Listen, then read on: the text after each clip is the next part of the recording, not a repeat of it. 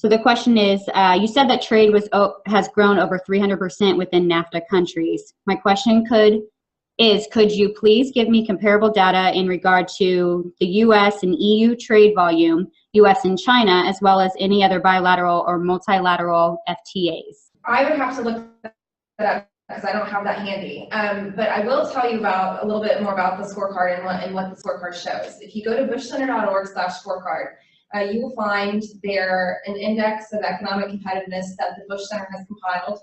We used a couple of other indexes that already exist: the World Economic Forum, the Wall Street Journal Heritage, the Fraser Institute. I think there might be one more.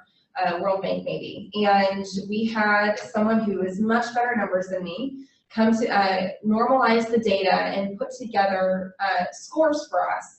And so we looked at the major trade regions across the world, and we rolled out our second edition in November when NASCO was in the building. And for the second edition, we added sections on TPP, which unfortunately is now defunct, and the RCEP, which is widely considered to be the TPP competitor that China is heading up. And so there there's a lot of different functionality on that. If you scroll down the page, you can compare NAFTA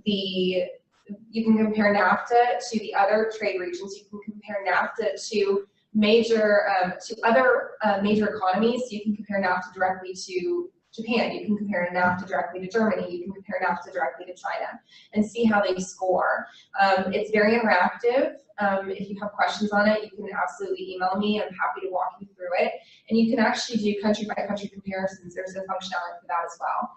If you're on that website, if you go to the top, there's a toolbar there that should list integration as well. That's our new tool. That shows those numbers I was talking about, where you talk about the total exports of goods and services between the three countries and with the rest of the world. There are graphs there that compare those things.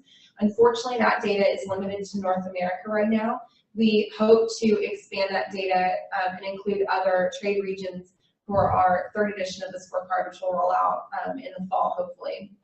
And then you can also reach our recommendations from that page as well. There is another tab there that will take you directly to our policy recommendations, which will tell you more about the Border Infrastructure Bank, workforce initiatives, presidential permitting, and more topics that we think are important to continued economic integration.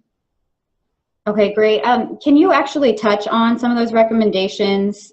Like give us like a bulleted list on those? Do we have enough time? Yeah, absolutely. First and foremost is Border Infrastructure Bank. We think that there needs to be a way to better fund border infrastructure. Not only that, we think that there needs to be a way to have a research function where the bank can look across all of the different projects that are being proposed and say, this is where we absolutely need a border crossing because truck traffic can be diverted here, or we need a rail crossing. It's currently, when you do border infrastructure, I think Tiffany can probably talk better about this than I can because she has industry members that deal with this daily. It tends to be a little bit parochial and not as regionally planned. And so a community decides they want a border crossing and they apply for it, and there's not a very good way to determine if they need their border crossing or if a border crossing would be best used there or somewhere else. And so if we can regionalize the planning a little bit better, and not just regional across the US-Mexico border or the US-Canada border, but thinking about what border crossings can do for us as an entire continent. We talked about the supply chains and how important those are. There's a really interesting map that I can share with you, Kim, that you can send to your members that shows how far goods reach from various border crossings on the US-Mexico border in 1 day and in 6 days. And it shows just how pervasive these supply chains are across the US. And it doesn't show Canada, but if we were to ask, we could probably have it drawn up to show, how long it takes goods that cross in one port of entry to reach the Canadian border as well. And so it's really important to think about, if we're trying to distribute goods, whether they are goods that are destined to be manufactured, whether they're consumer goods, if we're trying to distribute these things from our manufacturers that are located across the continent, how is the most effective way to get them to market? How is the most effective way to get them to their manufacturer? And so when you talk about border infrastructure, it's not strictly how do you do it along US, Mexico, and US, Canada? How do you make sure that the goods are moving smoothly throughout from top to bottom, the whole continent? We talk a lot about workforce skills and how we close the skills gap. We are manufacturing more in terms of productivity and output than we ever have, but manufacturing employment is down because we have technology that's able to make us more productive. At the same time, there are fewer people working in manufacturing, and yet there are something like, I think, 2 million manufacturing jobs that go unfilled every year. Many of them are in the middle skills. Some of them you simply do not need a college degree for. There are other jobs in middle skills as well. Tiffany mentioned truck driving and just general manufacturing. The image I think we all have of manufacturing is old school, steel, or and it seems dirty and hard and dangerous. And if you were to go into a modern manufacturing facility, it doesn't look like that anymore. The jobs have just fundamentally changed, and so we need to, one, attract people to them, and two, create a talent pipeline, not just in the US, but across North America. We aren't advocating, it sounds like we're advocating for worker mobilization. We're advocating for the skills of each country, for each country to have their own education pipeline, particularly because of these supply chains and because these manufacturing platforms are in all 3 countries, so that you have a quality control and you have the ability to put one component of your manufacturing where it's the most cost effective for you to do it, and know that those workers are going to have the skills you need so that your entire assembly line, your entire manufacturing platform can be the top notch, can be absolutely everything you need it to be and at the cost that you need it to be to deliver a good that the consumer will pay for.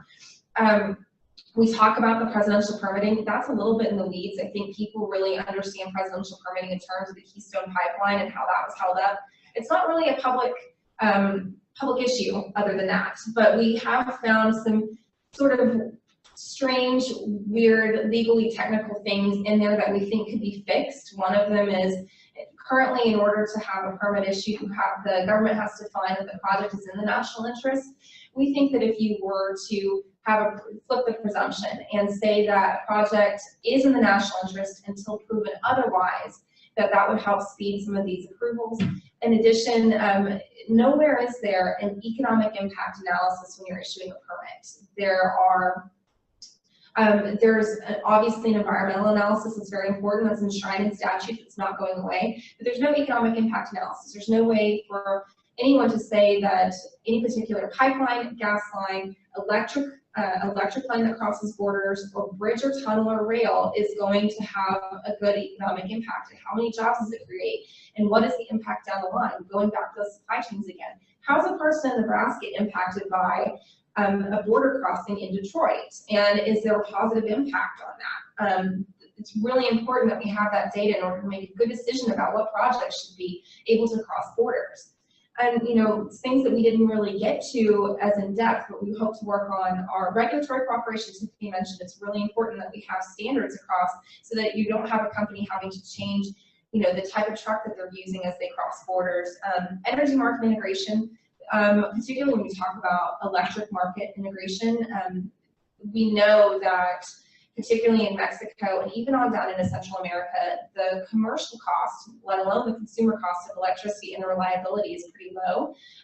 If you could integrate some of those energy markets, can you make that more reliable? Can you reduce the cost of manufacturing? Can you reduce the cost of owning your own small business? Can you raise the quality of life for people who rely on electricity every day? There's a really interesting project that's in San Diego, Tijuana area. There is a wind farm located entirely in Mexico, sells every bit of its electric generation to the San Diego market. They have cross-border lines, they have permitting in order to get those done. And so it's a really interesting test case for what you can do if you have the ability to work cross-border. Wow, that is really interesting, and I'm glad that you shared that.